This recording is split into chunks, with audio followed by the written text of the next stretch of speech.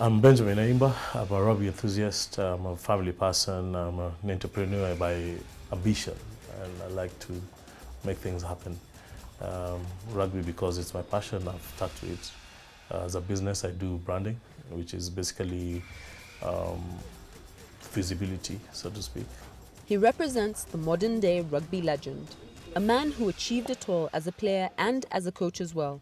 The journey started way back in 1996 at Impala RFC, a team that played in the lower division of Kenya Rugby, the Eric Shirley Shield. It was very difficult to break through to the national team. And of course, that was compounded by the fact that the Impala people are not the it kind of guys, the ghetto boys and stuff. So it was very difficult breaking into the national team. Then we didn't have as many competitions, but the few that were there were very coveted. So it was important that you make it the national team. Selection into the national team was by a panel that observed the players during trials for national team selection. Ayimba went for one of the trials in 1996 and decided to give it his best shot. That day, I think I gave it my all, and that was the beginning of it all. Not many opportunities were available, with only 3 or 4 tournaments a year. It was not until 1999 that the Kenya team was invited for the IRB 7th circuit. Then the big break for Ayimba and the Kenya Sevens team came in 2003, 5 years after their first invitation to play in the IRB 7th circuit. We were invited to Hong Kong. On that occasion, beat Australia, got to the quarterfinals. And that was how we started being a core team, because after that, when we ended that season ended, we had qualified to have enough points to get to a core team. Then the core teams were 8. We ended up 8th. As a coach and player, his last game was in 2006. Very few players in rugby get to be the captain and the coach, but Ayimba was the captain and then coach for both the national Sevens rugby team as well as the national 15s team. Quite a remarkable achievement. I had an advantage because then there was very few people with proper understanding of the rugby game. And for me, it was a passion that I wanted to, it's something I dedicated my life to. And I think just because of the sheer dedication and time that I gave it, I became a little better in its understanding and playing it.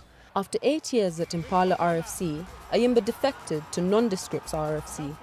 There he met Dickie Evans, a gentleman from England who was a big supporter of Kenya Rugby. His contribution to Kenya Rugby included giving exposure to Kenyan rugby players. 2010 was a big year for Ayimba as the coach of the Kenya Sevens rugby team. The team had taken the IRB circuit by storm, reaching a cup final and making the semi-final of the Sevens Rugby World Cup. This caught the attention of the then head of state, President Mwai Kibaki. I'm now an OGW, which is Order of the Grand Warrior. It is, I think, 3rd tier in terms of presidential awards, and this was in recognition to my contribution to the game of rugby. I think anyone wants to get that kind of commendation, especially from the president, and I feel very honored. It's a very humbling gesture. Despite the achievements in rugby, Benjamin Ayimba still has a burning desire, and the desire is to spread the game of rugby to all the parts of Kenya. I know what I can do now to change the face of rugby in Kenya. I can go out there, I can go to every county and set up rugby clubs and rugby playing culture. That I'm able to do, and I probably will do. It already started. So I went to Bomet the other day and I was very humbled. I went to this school, and they play rugby in a pitch that is really between classes. And I was shocked that they knew who I was. And after that, the way they crowded the car I was in, that was very humbling. I think for me that's a satisfaction that I need to have. I'll probably go out there, sink my head a little more, see if one day I stand out and my name is written somewhere in the Kenya rugby scene. Ayimba is living his dream, from the Masaku Sevens to Kitui Sevens and rugby in Bomet.